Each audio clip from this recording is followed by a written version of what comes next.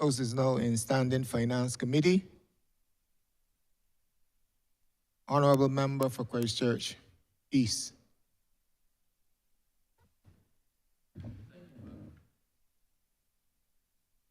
Mr. Chair, thank you for recognizing me. In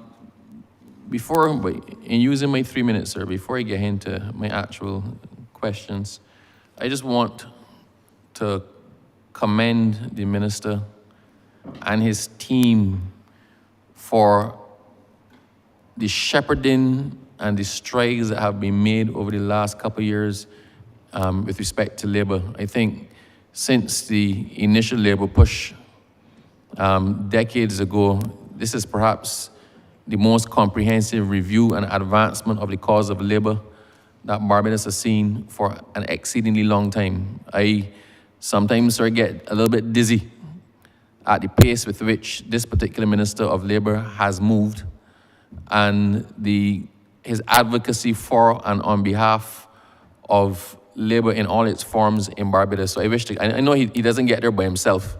So I wish to commend him and his hard-working team for the strides that they've made and for all of the initiatives that have informed their estimates for the coming years. I just want to start by saying that. Sir, I also wish to touch on some statements that were made by the Honourable Member for Christchurch South. Sir, in particular, his suggestions that the minister did not benefit from the best legal advice possible. And he centered those, sir, around the rather pedestrian argument as to exactly where the appeals should be and whether or not the labor or the employee was at the focus or at the center of the proceedings, especially when it relates to the revoking of concessions. Now, sir, the minister took great pains to point out, and I wish to once again, in my capacity, sir, as acting Attorney General, in defense of the substantive Attorney General, point out to my good friend that the matters concerning appeals in relation to the labor aspect, the rates and the terms of work, and those conditions, sir, fundamental to the operation of labor in Barbados, those, sir, are handled by the Employment Rights Tribunal. And as they properly should, it concerns the rights of the employer and the employee and their relationship vis-a-vis each other. Those are properly handled, articulated, ventilated, adjudicated on by the Employment Rights Tribunal, which is set up for that purpose. When we were contemplating, sir, the Labour Clauses Amendment that we recently debated in Parliament in both houses, the thought process was there must be, once you're revoking a concession or taking away something that somebody had, whether or not it was a discretionary entitlement, well, I don't want to use entitlement, whether or not it was something that was discretionarily given or as of right, there must be some leeway for the person to make representation. And we thought, how could we properly center that? Do we center that back within the same Employment Rights Tribunal? It was decided it would not be properly placed there because the Employment Rights Tribunal would have heard the situation and the issues between the employee and the employer already. The minister, in making a decision whether or not to revoke concessions, has to be informed by something, and generally that would be a finding as to whether the terms of the employment were breached or whether the basic terms were actually breached. So he's starting by operating from a finding of some sort. So we looked at all the tribunals that we had, and the decision was made, rather than creating another tribunal just to hear this one part, that quite frankly, sir, if the employers and the owners of businesses actually did what was right, did what was simply right, we would probably never have to use it or to employ it. So let us cite this responsibility now within an existing tribunal. Because, sir, it concerns revenue, because it concerns a discretionary grant on the part of the Minister of Finance to grant the concessions in the first place. And I must make the point, concessions are not anything as of right. The decision to grant concessions or not grant concessions is a discretionary one that resides within the bosom of the Minister of Finance. So it was properly thought that let us center this appeal process, sir, with the Barbados Revenue Appeals Tribunal. And that's why it was done. So it was not a willy-nilly thought process. It was not an ad hoc decision. This was a sound decision based on the need to not create yet another tribunal to perform what would in effect be an exceedingly limited function. Sir, I would be very surprised if after we've passed 2 years of this legislation being enforced, that discretion has to be exercised more than twice or 3 times. I'd be very, very, very surprised. Because we're not asking for persons to step outside of the box. We're not asking for employers to be exemplary employers. We are saying toe a basic minimal line that everybody accepts is in accordance with basic human dignity and the rights of the employee. So I just wish to assure the Honourable Minister of Labour, sir, through you, and I don't think he's in any doubt, that he did receive the best advice and that this is the best structure in which to center any appeals coming from a decision to withdraw concession, sir. So I think the comments of the Honourable Member for Christchurch South were a bit of grandstanding, and it is unfortunate he made those comments, sir, in the absence of the substantive Attorney General, who he was effectively pointing the finger at. But you know what, sir? We all represent each other, and we represent good governance. And I think that is my firm belief that the best advice was given, the best advice was followed, and this is the best structure. And if my friend has any cause to grind, he knows exactly what process he should go through to enforce the rights of his interests, which appears, sir, to not be labor. Sir, back now to the substantive estimates. I'm concerned, sir. I'm concerned because we have this discussion about labor all the time. This has occupied us a lot for the last few weeks with what was, by all accounts, supposed to be a very, very non-contentious piece of legislation. And you keep hearing labor and representatives. And I do note, sir, that there is a subvention. I think it's page 259 of the estimates, that I was trying to determine, sir, what exactly constitutes a trade union? What exactly legitimizes a trade union? What do you have to do to establish a trade union? Because I noticed there's a subvention, and the Honourable Member for Christchurch South was focusing on subventions recently as well. There seems to be a big bee in his bonnet. But I would like, sir, to be advised as to what does a trade union have to do to establish itself, keep itself in good standing, and to be able to actively represent people. And then equally, this is question number 2, equally, what qualifies a trade union to be recognized as a bargaining agent in a particular department or sphere? Thank you, Honourable Member. I'll ask the Chief Labour Officer to respond to your questions. Thank you, Minister. Under the Trade Union Act, there are a number of things that an entity, a body has to do to go through the process of becoming or being labeled as a trade union. Now, among those things would be submitting to the Registrar of Corporate Affairs and Intellectual Property certain things, including copies of your rules.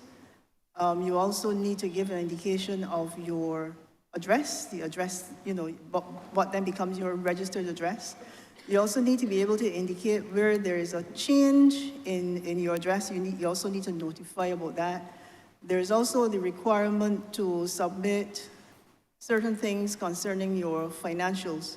So there is something called submission of your annual returns, which would be giving, from our layman's perspective, giving an overview of your basic expenditure incomes, There are also things that if you have vested interests in things like land and other types of property, you also need to give an indication to the registrar of who those trustees are. And those are among some of the things that piece of legislation would require a trade union to, or a body seeking to become a trade union to have in place.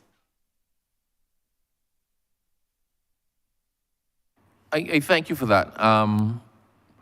But I noticed that the subventions are provided for, I think, I see listed here, sir, BIMA, BC, BWU, NUPW, C2SAB, is Foundation of Barbados, Human Resource Management Association of Barbados, right? That's on the same page 259. Are those the entities recognized as trade unions within Barbados? Not the entirety of the list that you mentioned. Say, for example, HERMAB. I would say that HERMAB would not be listed as a... You're dropping out. Right, I said of the list that you gave, for example, HERMAB would not be considered a trade union. Okay, but the major trade, I'm seeing here some recognized names. I'm seeing one noticeable absence, quite frankly. Generally in Barbados, when people think of trade unions, they think of BW, NUPW, I think C2SAB to some extent. And I guess there are others that are cropping up there. I just want to know from the position of somebody who, I've never been a member of a trade union, right? So this is not a facetious question. It is, how do I know whether someone seeking to represent me, how would I be able to find out whether somebody seeking to represent me actually is registered so to do and in good standing within the rules that govern trade unions or labor associations in Barbados? That person will be best advised to seek the services of the Office of Corporate Affairs and Intellectual Property. And that office, which is the office through the registrar there, is charged with administering the Trade Union Act. They would be able to give the person that information, be able to share with them their list of registered entities. So do you have to hand a list of persons, of entities that are so qualified as of now? I don't have it to hand. I don't have that to hand. Honourable Member, I have the list of those entities that we hear about from time to time as trade unions and that are registered with CAIPO. They include the Barbados Association of Medical Practitioners, Barbados Union of Teachers, Barbados Registered Nurses Association, which has changed to Barbados Nurses Association, Barbados Secondary Teachers Union, Barbados Workers Union, National Union of Public Workers, Unity Workers Union. These are registered with CAIPO, Corporate Affairs and Intellectual Property Office. In terms of if you would ask a question before about the things that are required of a trade union, a registered trade union, that are in place, I would say that based on the information I have as at around the end of January, almost all of the organizations have most things in place. There is one organization that doesn't have, there's no record of any financials, any annual returns, anything like that. But the others have their filings and the notice of address in place. I don't like to single out people, right? Because, I don't like to single out people. So for those persons who want to know if they're in a position to be represented, properly represented, by an organization in good standing, can you please list the ones that, according to your records, have actually done? I seem to be putting you on a spot because you seem to not want to directly answer this question, but I do, as the Honourable Member for Christchurch South keeps insisting, the people need to know. Can you just advise me, don't advise me who is not in good standing. Can you advise me the ones that are compliant with all the regulations and thus in good standing as of now? Do you have that? Yes, the ones that are in good standing, the Barbados Association of Medical Practitioners, Barbados Union of Teachers, Barbados Nurses Association, Barbados Secondary Teachers Union, Barbados Workers Union, and the National Union of Public Workers. That's it? Yes, those that are in good standing have submitted, where we have the address, where we have the rules, where we have financials.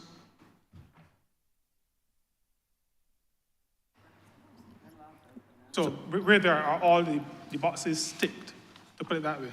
So what are actually the consequences to somebody, if you're talking about enforcing the law and making sure that persons are getting what they expect? Are there any consequences for non-compliance? There is in that Trade Union Act a fine, a penalty of $25 per day when there is a certain aspect of your registration that is not up to date. And do you all enforce that? Anything under the Trade Union Act is enforced by the office, by the Registrar, Corporate Affairs and Intellectual Property. All right, fair enough. So just I had asked another part to that question that hasn't been addressed. What qualifies a trade union to be the representative union for a sector or for an organization? What do they need to have? How many can you have represent? When the employer, sit down to talk to somebody saying, I am the union representing your employees, what does that person have to prove to me? Or what line do they have to get across that I know whether I'm dealing with them or with somebody else or with nobody at all? Usually the officer will respond to you. Right. Now, as far as looking at that line that you have to get across, the customer practice, the entrenched customer practice, would say that the person or the entity seeking recognition, as we would call it, with a particular employer needs to be able to demonstrate that that entity meaning the union seeking the recognition, needs to have a membership of 50% plus one of the organization if they're seeking, to represent the organization or a particular bargaining unit or subset within the organization. And that, as I said, is something established through customer practice. It is not managed through, or there's no legal provision, no act, for example, that would say that, but it is a respected and entrenched customer practice. So while I accept that there's no act saying that and is accepted customer practice, if that is what I need to know from the position of an employer, right? Who am I obliged to be talking with? I also need to know from the position of an employee. Is this the person qualified to speak on my behalf? And should I be paying them dues?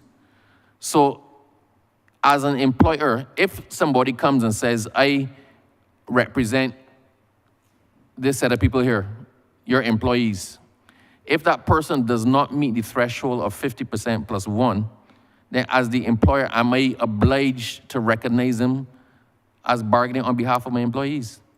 If the employer is looking at applying the customer practice strictly, then... But labor is all about customer practice. The one thing they keep saying is customer practice. Not law, not legality, customer practice. Then the employer may not then recognize that particular entity or body.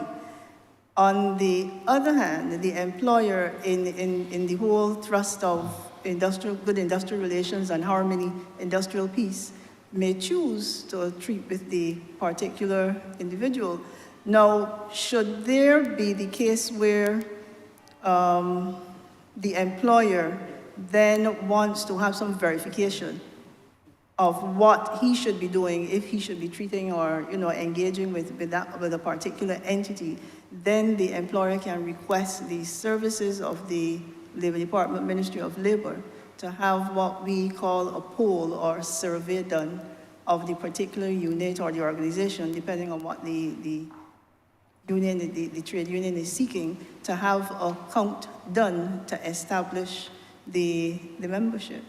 But, okay, as an employer, am I obliged to deal with more than one representative organization if more than one says it's there? If I can clearly establish who, I guess, has the majority support within my organization, am I obliged to deal with more than one once the majority support can be clearly established?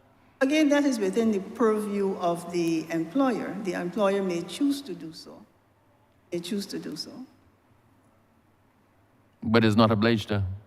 He's not obliged to, but he may choose to do so. Nope. And recognizing that that is the case, and the nature of industrial relations is changing, ever evolving, the proposed Trade Union Act, there is a provision in there that would help in such situations. No, fine, no problem. Thank you very much.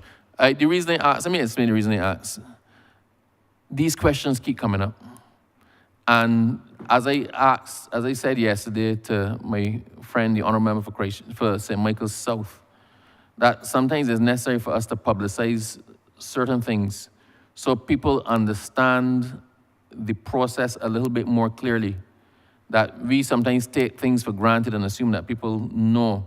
But even with government policies or social programming or benefits that are there, sometimes it's necessary to put them out there to clear up the frequently asked questions. So there were some questions that I received in the same way that the Honourable Member for Christchurch South receives questions and asks them. I thought it was best to just seek your clarification. And perhaps I might encourage you that going forward, if you can put out something that lets the public of Barbados know, especially with those areas, those gray areas, you may know and appreciate it because you're in this area all the time, right? Some employers may, but for others, then there are those questions that people just sometimes need the answers to, so they know which way to go, so they can obey the spirit of the legislations or the bargaining arrangements and just do the right thing. So thank you. Yeah, and Honourable Member, I would add that the ministry, including the Labor Department, is actively working out. As a matter of fact, as recently as a few days ago, we've been working through a schedule, starting the process of preparing a schedule for sharing information with the general public. Because we do realize that there are persons who just don't know and who are confused, and in this era in which we live, they're hearing noises and voices from all kinds of places and are not aware of all the information. So some people are not aware of the 50% plus one, and that is something, like the Chief Labor Officer indicated, is entrenched in our culture and practice. So that is something that we live by and live with. We have done probably 2 or 3 of those surveys in recent times, not just related to representation in the private sector, but also in the public sector. We've done those surveys, and it is our intention as we move forward to do more of that publicizing of the kinds of information that the public needs in order to make its decisions. Thank you very much.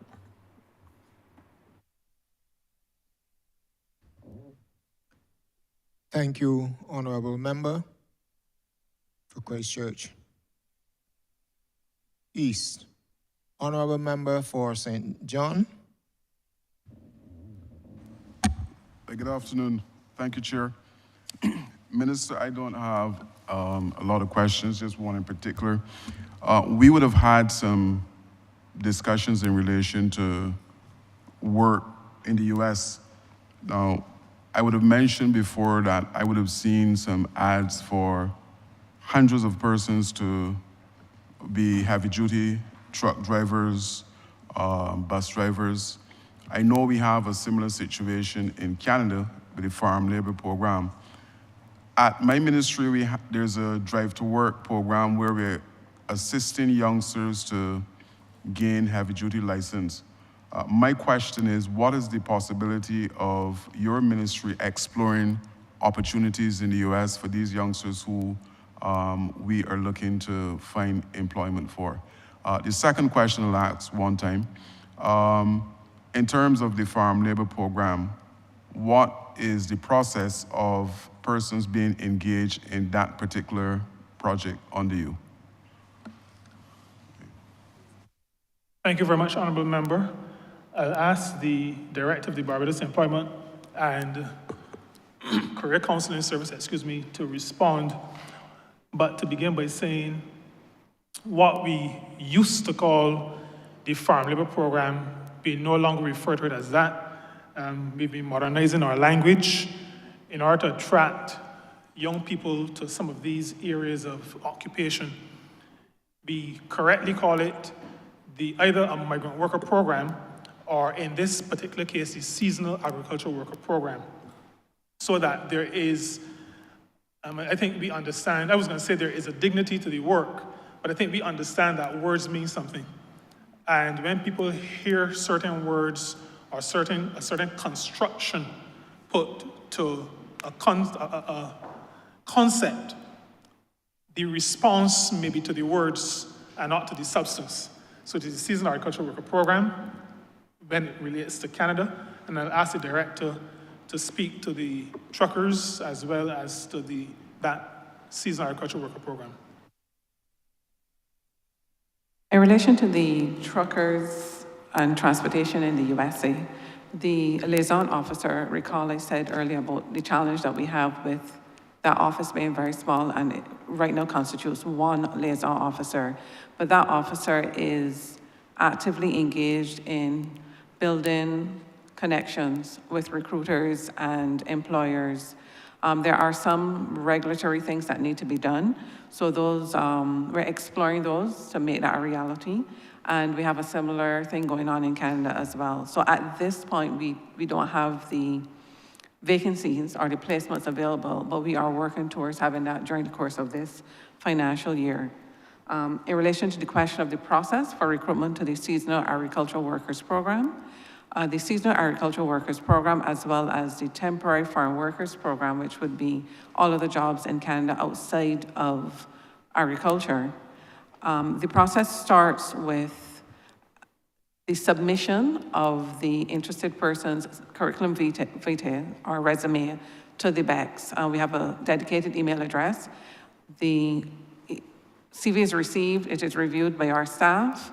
The person is invited for a pre-screening interview, and then when vacancies become available, if they are for unnamed workers. So what happens in the Seasonal Agricultural Workers Program is that some employers request the same workers year after year. So it's where there is an unnamed worker on a document called the LMIA, then those vacancies are then offered to persons who are found to be suitable based on the pre-screening. That is the process. If I may add to what the director has indicated, with respect to trucking or truck drivers, as an example, we were pursuing a possibility of having truck drivers in the UK. The barrier that presented itself, or the barrier that prevented us to take advantage of the opportunity, is that up until this point, our understanding is that in order to get the license, you have to go to the UK. We're talking about people, young maybe and not so young, who are looking for a job, who do not have the $2,000, $1,800 to go to take the test without knowing that there's going to be a job at the end of the test, even though there are vacancies.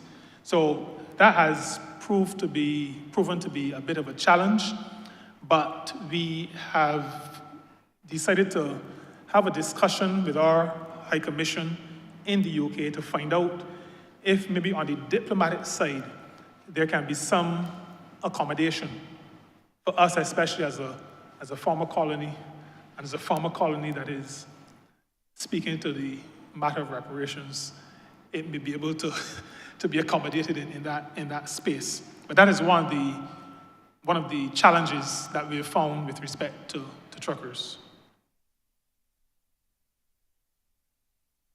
I'd also want to say to the honourable member, if you have information relating to these kinds of opportunities, our ministry is very happy to share the information, share your information, to have discussions with you, and to use our resources and facilities to accommodate.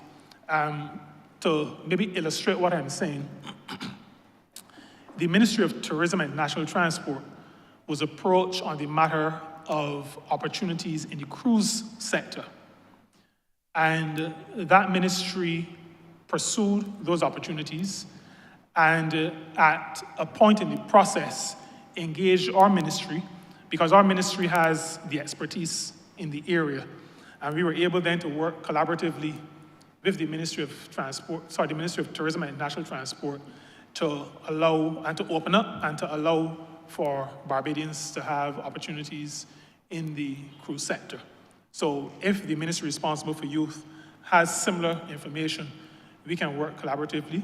We have determined that we will not perpetuate a siloed approach to governance. Thank you, Minister. Definitely we'll be in contact with you to forge that partnership. Thank you, Chair.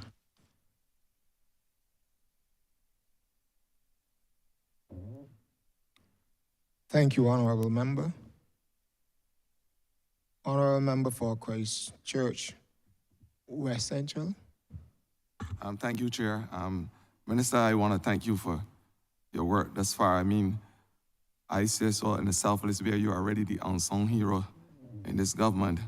And I want to reflect on what I call a noble piece of legislation you brought here, if my memory serves me correct, on the 5th of February, entitled the Labor Clauses Concessionary Act 2024, which will make provisions for people in my constituency, what the constituency that I often refer to as the epicenter of Christ Church.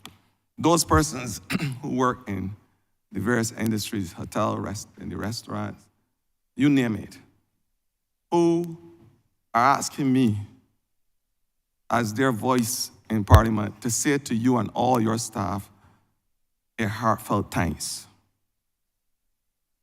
A heartfelt thanks for taking this noble approach to recognize their efforts and to say to them that they must be treated with a measure of respect and justice in this country as it relates to the way how we treat the employees in Barbados. They want to say thanks from the bottom of their heart to you for bringing that legislation.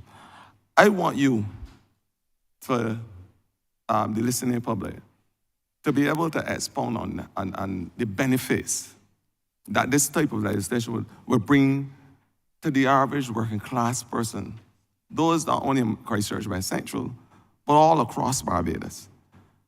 I just want to give the opportunity to able to tell Barbadians what this new deal, because it's a new deal for them, what it really means in terms of helping improve their livelihood. That's why my first, and then I'll go on to my second question. That's it for me. Thanks. Thank you very much, Honourable Member. The essence of the legislation is the protection of basic rights for workers. The Public Concessions, the Labour Clauses Concessions Act 2024 does not replace any existing piece of labor legislation. And I think that needs to be made clear. There are a number of pieces of legislation that are mentioned in the third schedule to the Act. Those pieces of legislation are listed there, one, because in our consultations with worker representatives and employer representatives, there was the view posited that we should list these pieces of, well, these enactments, pieces of legislation, both from the concession granting perspective as well as a worker protection perspective. Those pieces of legislation are listed because they're already law, so that any rates of pay and conditions of work that are to be established for any sector will assume those to be part of the conditions because they must be. They are the law of the land, as we will say. And the Act is constructed in such a way as to allow the minister by order to add if there is a new piece of labor legislation that requires adherence by all employers. What the Labor Clauses Concessions Act does reflects what the Labor Clauses Public Contract Act did and still does, which is to provide what I will now refer to as an incentive for employers to be good employers. Each of the pieces of legislation mentioned in the third schedule have their own ways of adjudication, have their own penalties, and those are good. And I said it earlier that as a ministry, we recognize that we have to do some work in updating these pieces of legislation. For example, the Trade Union Act includes some provisions for $5 penalties. So a lot of our labor legislation needs to be updated, and that's something that we are working on as we speak. While there are those pieces of legislation, and while those pieces of legislation have their own ways of enforcement and have their own consequences when there are breaches, we are of the view, and this is an area in which we agree with the international community, where best practice is concerned, that along with those remedies and sanctions that exist in those other pieces of legislation, we believe that an excellent incentive, particularly in a smaller and developing state like Barbados, with an economy like almost every other smaller and developing state that relies a lot on government injection into the economy, that the risk of either not being on a list of contractors to be able to benefit from government procurement or to lose concessions is a really good way to keep employers adhering to some basic level of treatment of their workers. And that is really, Mr. Chairman, the essence of both Labor Clauses Acts, the Public Contracts Act, as well as the Concessions Act. It is saying, let us establish a minimum standard by which we hold all employers to adhere to, and if there is breach, then employers will know that there is a possibility of losing something that is of significance to the employing entity. And that is really the essence. So that we are saying that workers have rights with holiday with pay, maternity leave, employment of women, the maternity leave legislation, prevention of discrimination. There are a suite of pieces of labor legislation. Those rights and the processes enshrined in those pieces of legislation remain. But know that government, from government's perspective, will be working in parallel with you. So while you pursue your remedies and your justice under those pieces of legislation, government using money that has been either not paid in by those who receive concessions or that could be received by those in the realm of public procurement will know that their money, workers' money, Barbadians' money, will not be used to support employing organizations that go below a standard that has been established by consultation. And that is the essence of the legislation and the reason we saw the need for the legislation. Thank you. My second and final question relates to self-employed persons. There's a belief, maybe misconstrued, that to register as a self-employed person in terms of paying national insurance, that this exercise is onerous. A lot of persons in my constituency, they have expressed difficulty. I know that your ministry up to recently, probably in the month of December, when persons were celebrating the Yuletide season, would have made some changes so that this exercise of registering as a self-employed person is one that is basically perfunctory. I want you to, probably your director at NAS, to be able to take us through in a very simplistic way from the registration to the first payment for persons who are self-employed.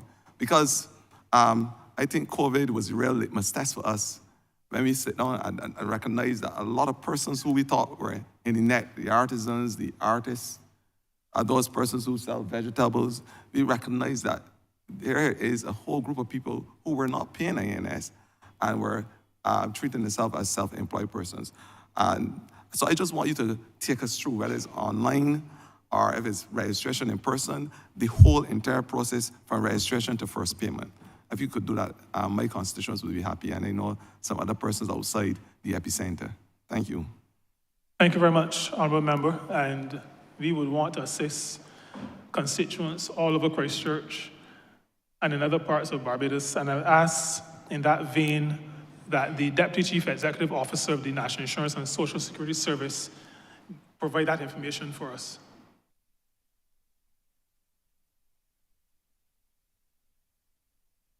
Good afternoon, Francis Walcott, Deputy Chief Executive Officer, National Insurance and Social Security Service.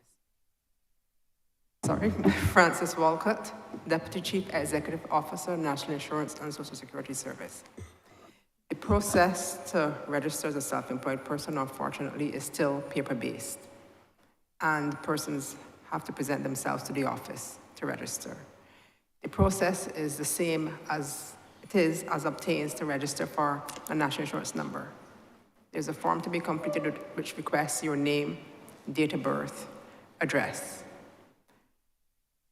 And you are required to bring either original or certified copies of your birth certificate and your national ID. If you do not have a birth certificate and you have a valid passport, that can also be used, or a driver's license. Once you issue a national insurance number, it's a national insurance number for life. So if a person is an employee and switches to become a self-employed person, that is the same number that they would keep. There's just another section that they have to indicate on the form that they have become self-employed and from what date self-employment commenced. Numbers are issued at the same time, within about 10 minutes or so. And the first payment depends, as we've moved now to online payments, and we've also moved to payments without having to complete forms, where a self-employed person can come in at any time, or online, or via bank transfer. They can pay any time of the day from at home. Just make their payment, and they will be issued with a receipt online. If they make an online payment, they'll be issued with a receipt via email. If in person, they'll be issued a physical receipt. I would just want to... Honourable Member, before you do that, you'd asked about the fact that there are persons out there who are not registered. So you heard of the process, the current process. What I'd add to that is that we are in the process, and the board, not sure if they started to discuss it yet, but I've spoken to the chair and the director and the CEO The matter of having persons, dedicated persons in the field, going out to these persons, so beside the public education exercises, people need to touch people. And it is our intention to have persons in the field going to speak, to encourage, and to assist with their registration as self-employed persons for the purpose of national insurance. So there is in train, and I believe early in the new financial year, that will be actually put into effect, where we have those persons who go out into communities, into centers of small business, into places where there are self-employed persons, to educate in a more direct way and to assist them with the process that has just been outlined by the Deputy Chief Executive Officer. I'm happy to hear that both the registration and payments in the near, not too distant future could be done online. But I just want to ask one additional question to end off, and that is, our payments, are they done quarterly, or you can do one lump sum at the end of a particular year? I just want to know the system of payment. The new self-employed regime, payments can be actually made daily. They can be made weekly, they can be made monthly, they can be made quarterly, they can be made annually. Depends on the income flow of the self-employed person.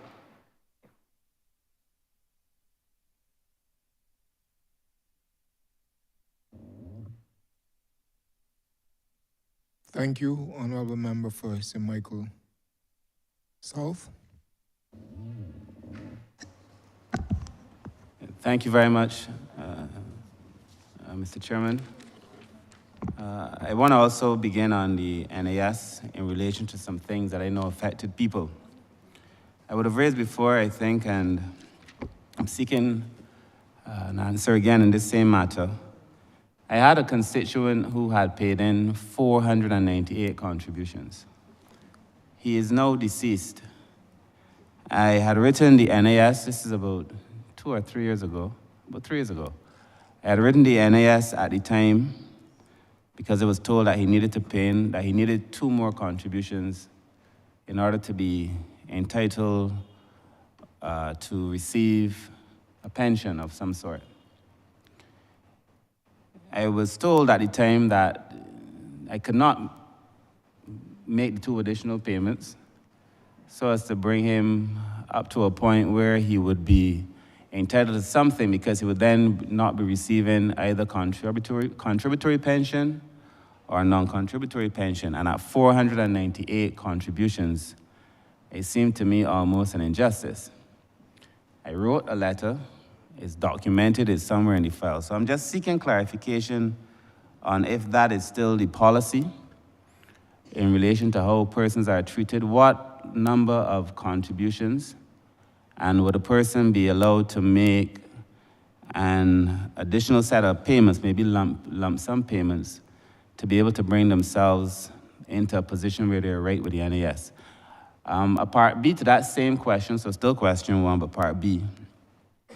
There are also persons who've expressed to me on several occasions that they have had employers who have deducted what they thought was NAS contributions on their behalf. And when it came time either to retire and get their benefits, or if they were sick, they would then come to find out that there were no payments paid in, or very few paid in on their behalf, which again is also an injustice. So my question is in relation to how does the NAS treat to these scenarios, and how, for the sake of people, what systems are now in place to rectify both of these wrongs? The one in relation to persons who are almost, in terms of contributions, almost there, and those for whom deductions were made in their name but never paid in. That's question 1. Thank you, Honourable Member. I'll ask the Deputy Chief Executive Officer to weigh in with respect to the answer to your question.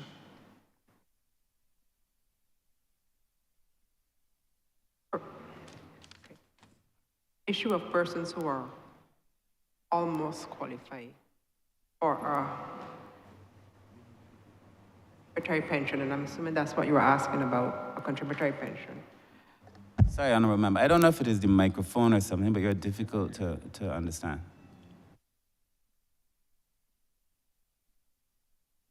Persons who are almost qualified for a contributory pension but who fall short would be eligible for a contributory grant, which is a one-off payment. Depending on their circumstances, they may be eligible also for a non-contributory pension, depending on whether or not they were self-employed during their history of employment. Assessment is carried out to determine whether or not this person was self-employed. And if it is determined that by evidence that they were self-employed and did not contribute, then that can lead to a denial of the request for non-contributory pension. You said your constituent had 498 contributions. 500 contributions are required still currently to qualify. Perhaps Mr. Chairman, maybe it would be better if you go directly to the mic or use a different mic or something. 500 contributions are still currently required to qualify for a contributory pension. So a person who falls short, as I said, would get a contributory grant, which is a one-time, one-off payment. There's an option for persons who are approaching pensionable age and realize that they're short. They can write to the board and request to pay voluntary contributions for a period of 2 years, which will allow them to qualify for a pension. But you have to do that before you reach pensionable age, not after. So if I may add to that, Honourable Member, through you, Chair, a couple of things. One is that the officers of the National Insurance and Social Security Service cannot, of their own volition, violate the regulations that govern the National Insurance Scheme. That is why, as a government, we have determined, and we've discussed this at Cabinet, we've determined that there are quite a number of regulations to the National Insurance legislation that need to be changed, need to be amended. We've spoken at the level of government of prorating, for example. We have, and I did this on the floor of this Honourable Chamber, spoken to paying late with a penalty, so that there is a deduction. You still get the pension, but it is not as much because you did not allow the scheme to be able to invest those funds when they could have been able to get some measure of return on those funds. Now, I understand the Honourable Member's situation as somebody who represents people as well in St. Peter. I've had some of those as well. And it feels very badly that a person is so close, but yet so far.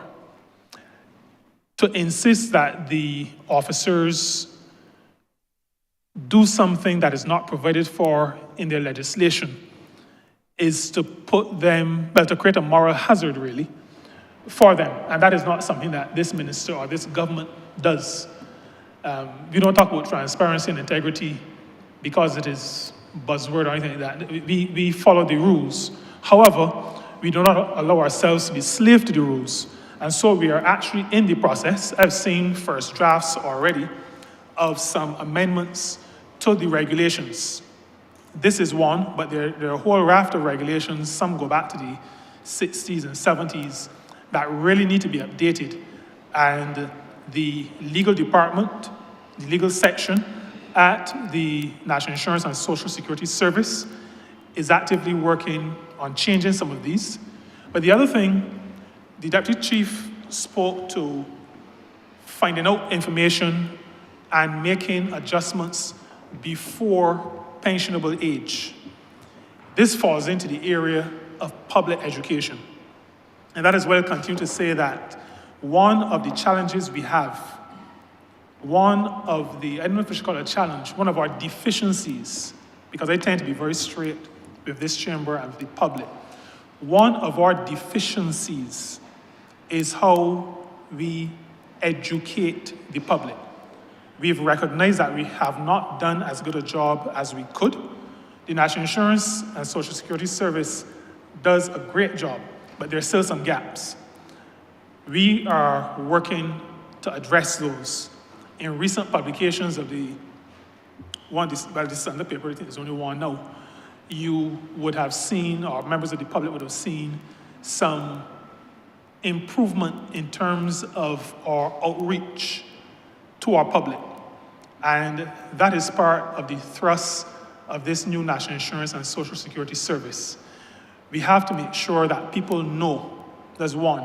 The other thing is that we are encouraging, and I use this opportunity to reinforce it, persons who are employed.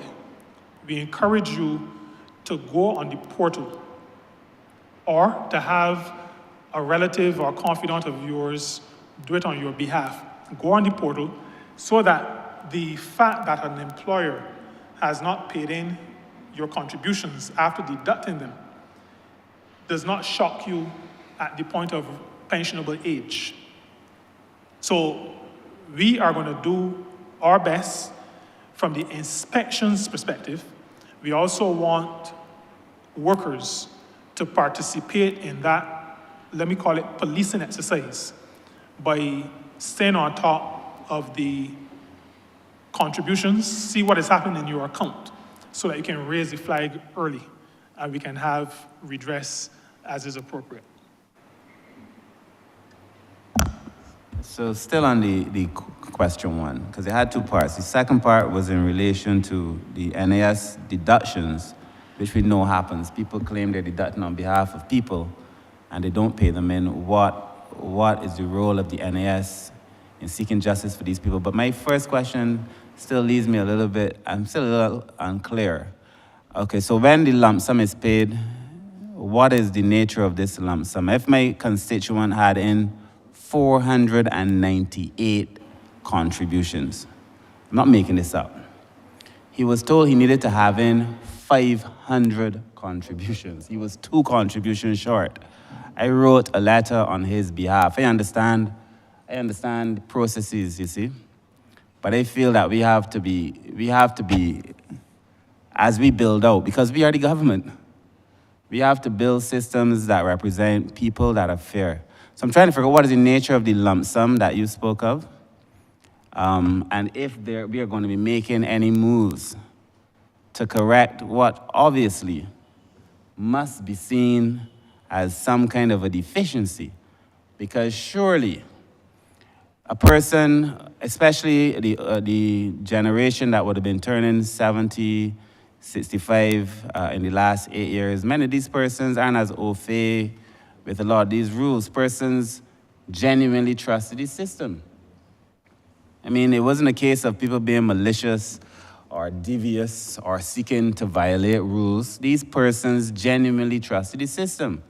Many of them not aware of this. So I found the 2 payment, I must tell you, Minister, the 2 payment shortage and the consequences to me seemed a bit severe. So I mean, we could discuss this offline, but my question is in relation to what is the nature of this lump sum that the person would get? How is this calculated? Is it a fixed amount? Is it a percentage? Is it prorated? How do you calculate this? And then my question, the second part was in relation to the employers who deduct and do not pay. What is the role of the NAS? I'll ask the Deputy Chief, the Chief Executive Officer will respond to that. Okay. Good afternoon, Minister.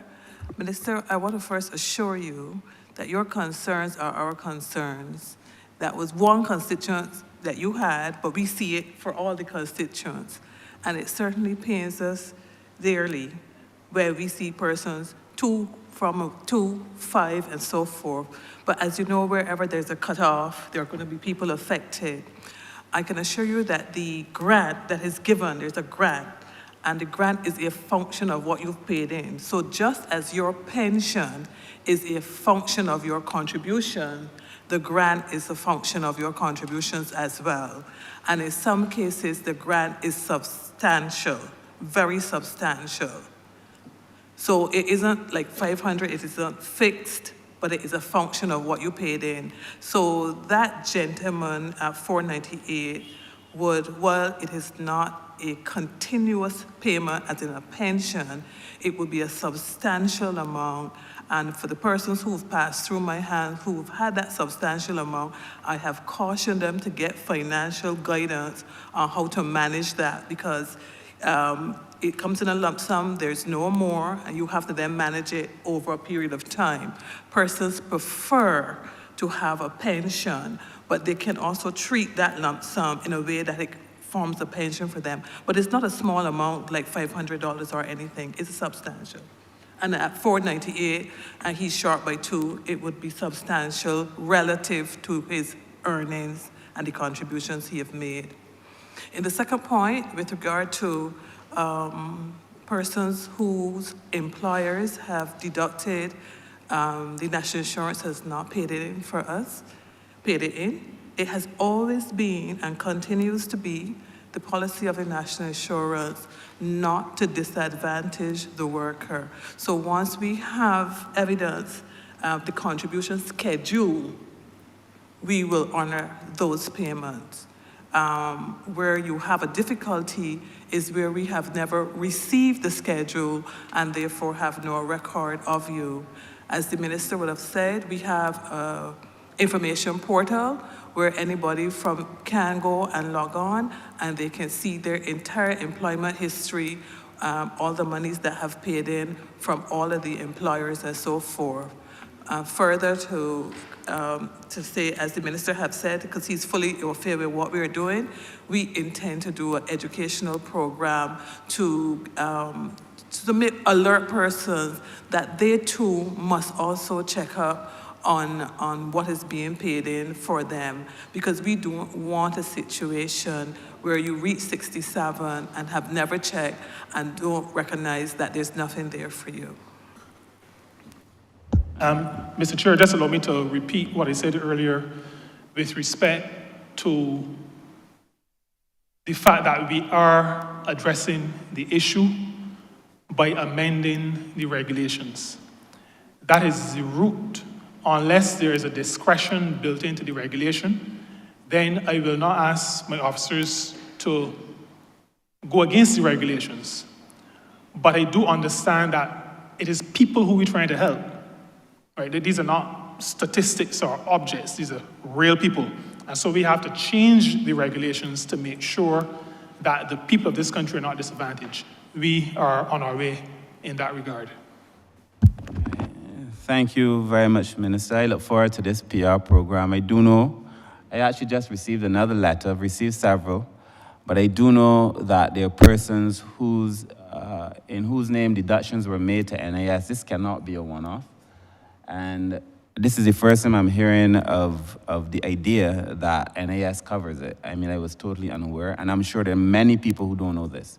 And if there are a list of conditions that have to be met for this to be possible, I would hope that these conditions are enforced gently, because many people do not think that they are entitled to anything. In fact, many people are currently in the process of engaging with Labor Department and NIS on these matters. So I look forward to the PR program and hope that that will make a difference in the lives of ordinary people. Question number 2. My second question is in relation to the actual estimates of expenditure under sub-program 0486, Ecclesiastical Affairs. I once was a Minister of Ecclesiastical Affairs for 5 minutes. And so, until it was taken and given to the Honourable Member for St. Peter. But I see here a sum of $891,816 in the estimates under operating expenses for ecclesiastical affairs. And I'm just wondering what that could possibly be. What would those services be before? And then my part B to that question is, one of the things done under ecclesiastical affairs is the ecumenical service, the multi-faith service. And there were some persons who would express concern, Honourable Minister, in relation to us bringing together different faiths and so on to have a service in a Christian society. Some were concerned. I just wonder what your thoughts are in relation to that particular matter. in relation to persons' concerns, some persons' concerns about us bringing together all these different faiths. But the first is in relation to what exactly is this $890,000 for? Thank you very much, Honourable Member. Mr. Chair, the vote for what is now called Ecclesiastical Affairs includes funds for the symposium, an annual symposium that we have had, now the second iteration of it. It includes funds for the service, to which I'll speak in a moment. It also includes funds to the Anglican Church and the Methodist Church related to the use of the continued use of their properties. This is a historical, it has a historical legacy, but there is continuing use of, particularly in the school system, of properties that are the property of the Anglican Church, or were the property, and the state over many decades allocates a sum of money to go to the Anglican Church and the Methodist Church in that regard. That is really the total of the funds included. No, I forgot, there's also a wellness, faith-based organization wellness program. We've started to speak to leaders of faith-based organizations. We did that either at the end of January or very early in February. I don't remember the exact date. We introduced to them the framework of the policy, and we'll be developing that. This will include maybe providing some resource materials, having workshops. So there are some funds allocated in these estimates because we believe that faith-based organizations are, while part of the third sector, they have their unique and effective role still in our society. With respect to the celebration at independence, it is very clear to me that we live in a country with multiple faiths. It is clear that Christianity is still the dominant faith, but that there are other faiths. And Mr. Chairman, if I am going to preside over a celebration, a service, however styled, that purports to celebrate the independence of this nation, then all people of faith must be able to participate. That is absolutely my perspective. And I say that as a Seventh-day Adventist Christian. I'm of the view that if you are having a faith celebration, then it must not exclude persons of any faith. It already excludes persons with no faith, but it is a faith celebration. And so it must embrace all faiths. I also believe that no person of faith should be compelled to engage in such a celebration if it violates their conscience. And in this country, there is freedom of religion, freedom to associate, freedom to have no religion. And so we do not compel, we encourage, we do not compel persons to attend if they feel it will violate their own personal mores, values, their perspectives on the exercise of their faith. But we are of the view, and this minister and our government is certainly of the view, that if it is going to be a celebration of persons of faith, then it must include persons of all the faiths that are represented in the country. I understand the discomfort, and that is one of the reasons why I identified the perspective, the faith perspective from which I come, because there are persons who are in my section of the Christian faith who have challenges with it as well. So I am very aware. I hear it sometimes in my own local church. We cannot exclude persons of faith in a celebration that is intended to be a faith-based celebration.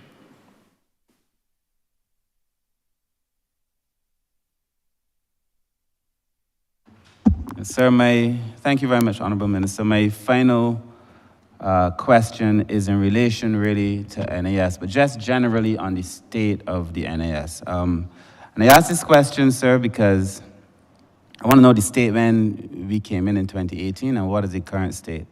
And I ask this question because of some questions raised by the opposition leader and some clarification given by the Honourable Minister in the Ministry of Finance. This question has some numbers in it, so it may cause the opposition leader some discomfort. But we came into office, the debt at the time was about $18 billion. The work of the ministry, and it is good to remember that even though we had some consultants and some assistance in sorting out this situation, the vast majority of this work was done in-house. We brought the debt down at that time to about $12 billion, so roughly $6 billion in savings. If you convert that to US, that's about $3 billion. The opposition leader is concerned that some money was spent, around 27 million, but if you spend 27 million and bring your debt down by 6 billion, unless you are a proponent of Kalmanomics, then it is clear to me that you got more than bang for your buck.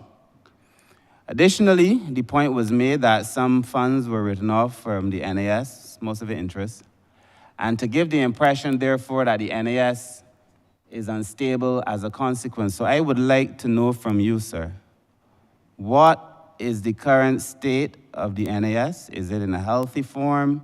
Is it unhealthy? And what was the state of the NAS when we came into office? Thank you very much, Honourable Member.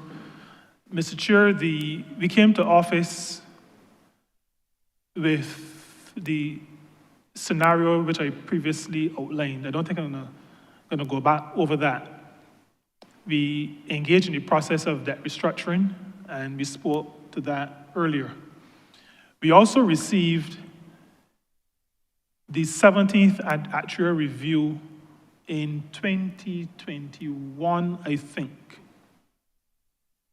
2022, the 17th actuarial review, which indicated to us that while the national insurance funds, the debt restructuring notwithstanding, was in decent shape at the time of the actuarial review, we had a date with the destiny somewhere around the year 2034. As a government, we did not take the view that we may not be the government in 2034 and we could leave it for those who would be around at the time. We believe that having come into contact with that information, that we ought to do something about it. So the national insurance scheme was not in crisis, but would go into crisis sometime in the future. We set about the process of engaging Barbadians generally. Before we engaged with the town hall meetings, we spoke to almost every interest group. We spoke to the Democratic Labour Party. We spoke to I don't remember the name of the other party, but there was another party that contested from opposition leader. But we spoke to that party as well. We spoke to all of the trade union groups in this country. We spoke to BARC, and we spoke to the workers of the National Insurance Department as it then was. The Honourable Member is correct that a lot of the work that came out of those engagements was done in-house.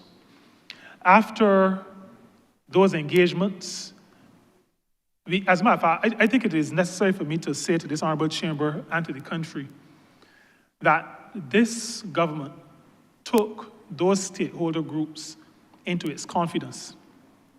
And even before the review was laid in Parliament, the stakeholder groups already knew what was in the report and had already started to give their suggestions. And we got suggestions from across the board, from what we refer to then as the two opposition political parties, from the trade unions, right across the civil society organizations. We took the suggestions from them. We embarked on a series of engagements with the public, and we had the National Insurance Department organize its own. The Democratic Labour Party also organized one, and we willingly participated, because this matter, as far as we were and are concerned, sits above politics, particularly party politics. This is a national issue. And so we engaged across the board, and we composed a group called the core group, and that core group examined all of the suggestions, and I think I can say that the core group's composition reflected participation from political organizations that did not constitute the government at the time when when the core group was put together. It reflected a broad base and a broad approach. The recommendations coming out of that core group went to the board, the National Insurance Board. The National Insurance Board made suggestions based on that report, but not exclusively. Based on that report, made suggestions to the Cabinet. The Cabinet accepted the proposals from the National Insurance Board, and those recommendations were laid in this honourable chamber by me some while ago. So, Mr. Chairman, those measures represent the approach of that broad-based core group. There was also an advisory group, which is even broader base.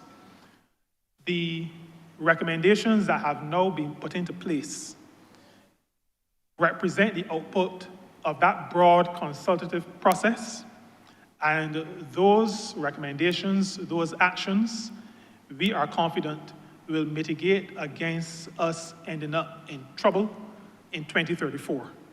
We have not had an actual review since the 17th, so I will not purport to suggest that I've done any full or complete study. I'm not going in that direction at all.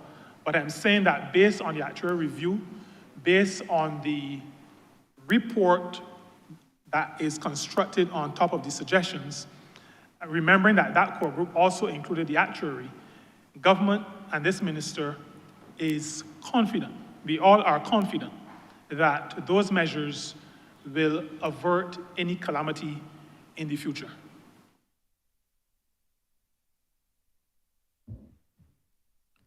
Thank you. Thank you, Honourable Minister. Thank you, Honourable Member for St. Michael South. Now go to Honourable Member for St. Philip West. Thank you, Mr. Chairman. I have just one question and some support to offer for your programs. One of the things that the ministry has been seeking to do is to connect people with opportunities, put opportunity and labor together. And I understand that there was a program for the online platform for employment, matching employers with labor, as well as a job registry. I know you had done some work with the hospitality industry, and there was an intention to expand that to other sectors. I'm very interested now, as there are a number of people in St. Philip West looking for jobs, and it isn't always easy for people to know where to go and how to find. And if there is that central place, that makes it easier to connect the labor to employment. I'm just very interested as to where is the ministry with those programs at this time, and how do you plan to be able to expand them in the year coming? Thank you very much, Honourable Member. Mr. Chair,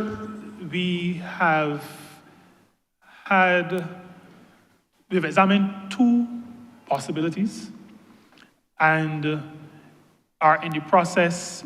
Is already come, actually, the comments on those two examinations have come to me, and I've proffered my own perspective on the direction we should take.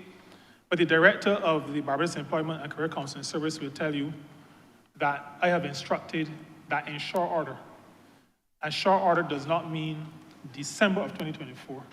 It means sometime around the middle of 2024, that we must have that system in place. There's one that we've looked at which does both that kind of matching, but also would allow us to work with your ministry with respect to the counseling side of it, so that persons who are at school, for example, wanting to go into a particular career direction would be able to go on this portal and identify the subjects that they'll need to do, probably the institutions, the educational institutions that they could apply to and enroll in order to pursue that goal of theirs. So we want to make it into almost a full service, because we are also recognizing that this matter of career counseling, we are pretty sure that enough career counselors to address the situation in the country, notwithstanding the fact that our population is declining, we're not going to have enough career counselors in the foreseeable future. And so we have to use the technology to assist us in that counseling work. Our counselors already work with your guidance counselors, but we know that your guidance counselors' hands are full. So you just got to drive past the school any morning, before school or right after. You know the guidance counselors' hands must be full. Our position is that we need to employ the technology to assist both. And our intention is that the ministry responsible for education will also be able to use that to help them to be able to help the counselors and maybe teachers as well to be able to guide our students. But with specific respect to matching work with, workers with opportunities, this system, which must happen during this calendar year, will allow for persons to be able to go to see what is available. Matter of fact, to also to put their CVs online, so that there may be a reversal. It may be that a prospective employer is searching for somebody but doesn't want to put an ad, doesn't want 50 applications to wade through, and may want to, on their own, search through CVs. We are working on that, and we continue to discuss it, and I think we are along. I can't do that we are far along, but the intention is that sometime during this calendar year, we will have that facility in place.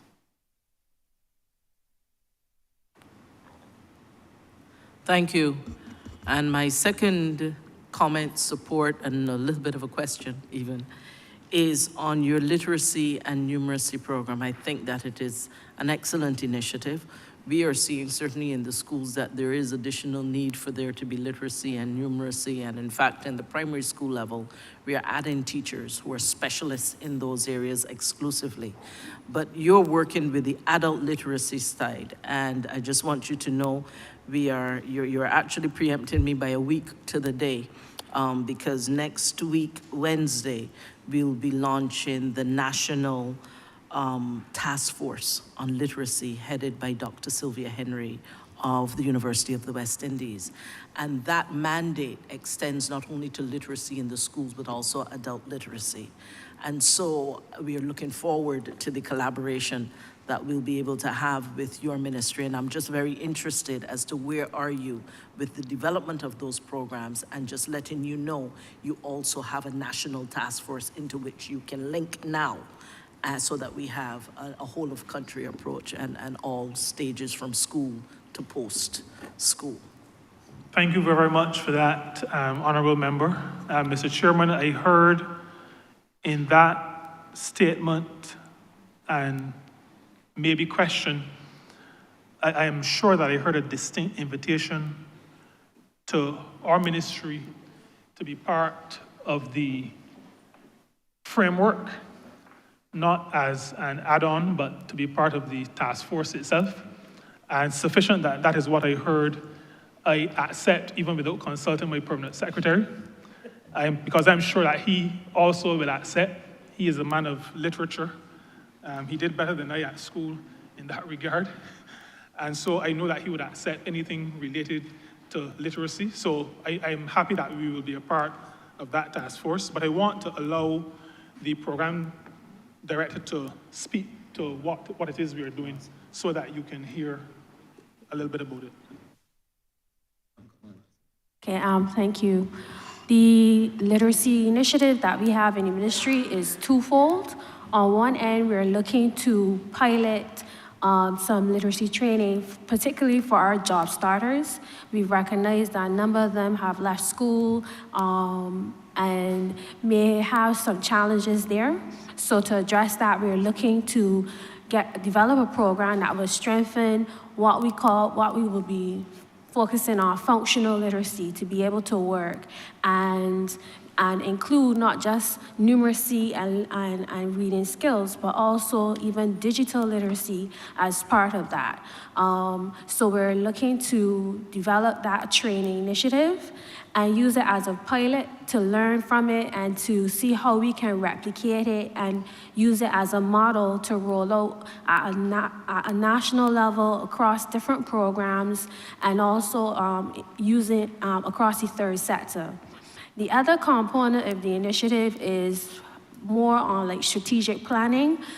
We were looking to develop a national literacy strategy.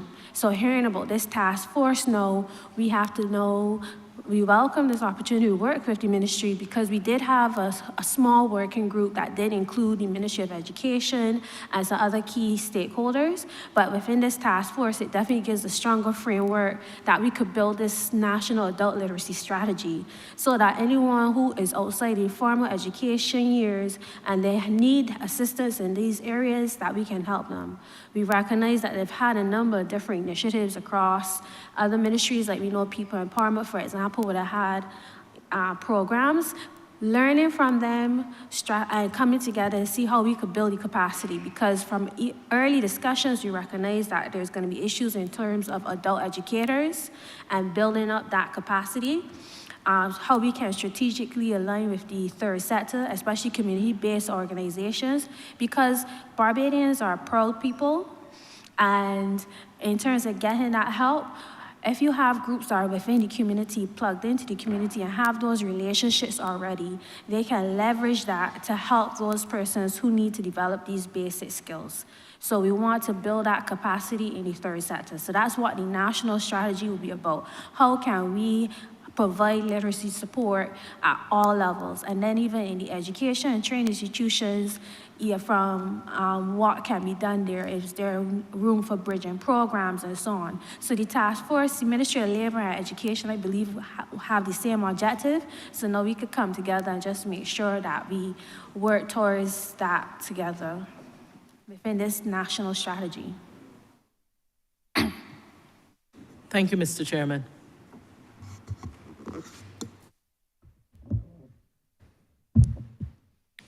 Thank you, Honourable Member for St. Philip West. Honourable Minister, you can now wrap up. Thank you very much, Chair.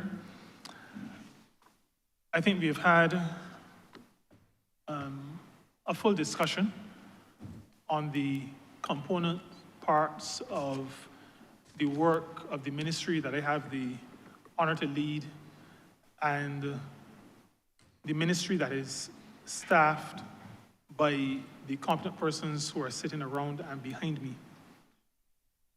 We have done significant work.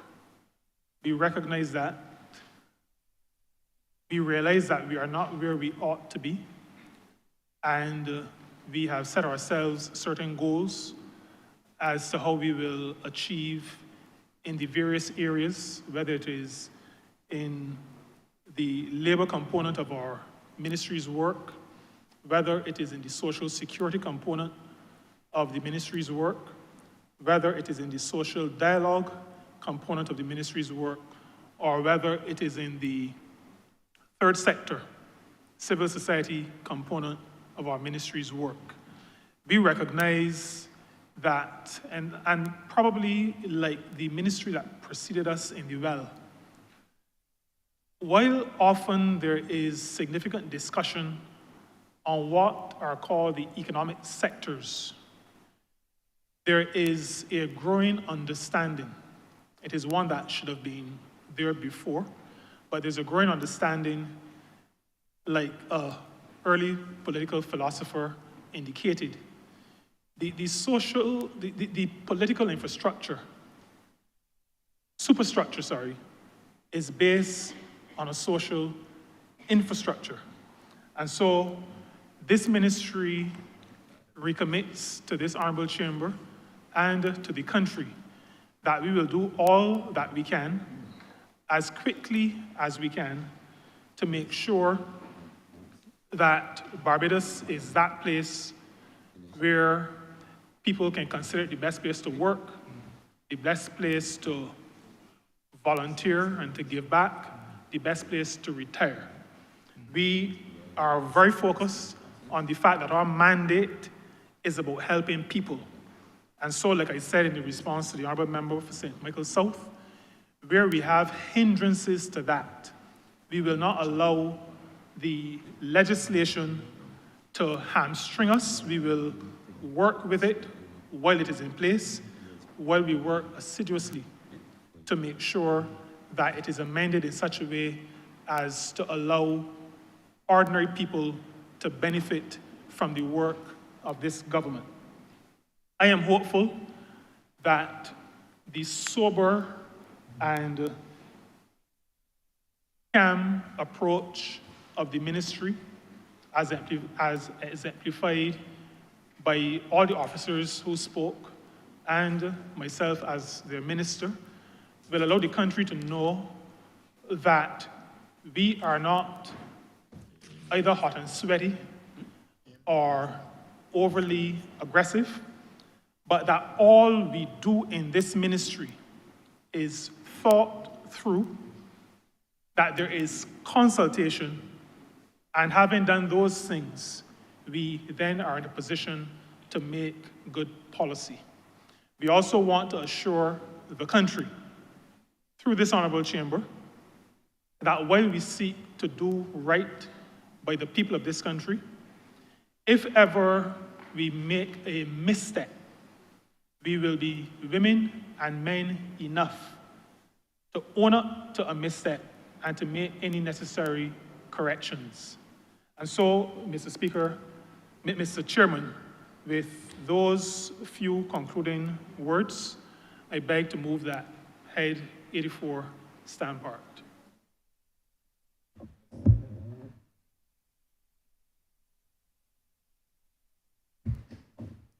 The question is that Head 84 stand part. All honourable members in favor, say aye. Honourable members against, say no. Methinks the ayes have it. I want to, at this time, thank our public officers for so coming to this chamber and sharing with not just us, the honourable members, but more importantly, the people of Barbados under this particular aspect as we discuss Head 84 today. We have other business to discuss, and therefore we are going to give you the opportunity to depart the chamber at this time and then we will formally move into the other business we have to discuss. But thank you very much once again for your contribution that you've made not only today, but that you continue to make to this country through your efforts.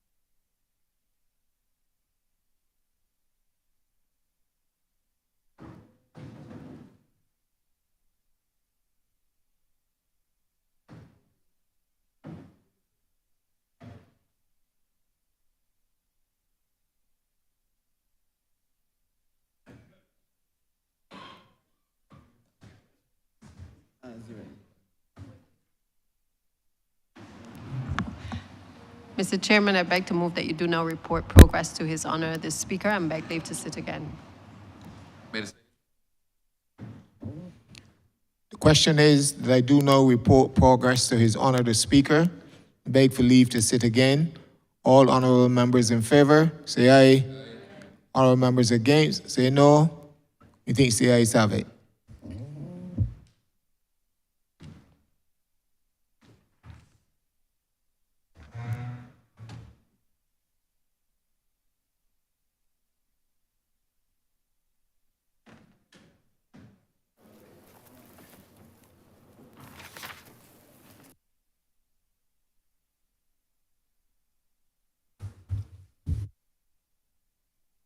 Chairman has reported progress and requests leave to sit again. Recommission of government notices, sir. Notice. Honourable Leader of Government Business. Thank you, Mr. Speaker. I beg to give notice of the Corporation Top-Up Tax Bill 2024, as well as the Income Tax Amendment Bill 2024. First readings of bills.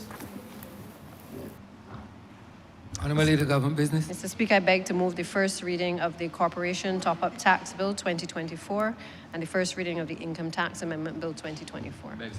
The questions that the aforementioned bills be read the first time. All those honourable members in favor, please say aye. Those against, please say no. Me think the ayes have it. Revert to government business. Honourable Leader of Government Business. Thank you, Mr. Speaker. With that, we've come to the end of today's sitting. I therefore beg to move the suspension of the House until Friday, the 1st of March at 9 a.m. 9 a.m.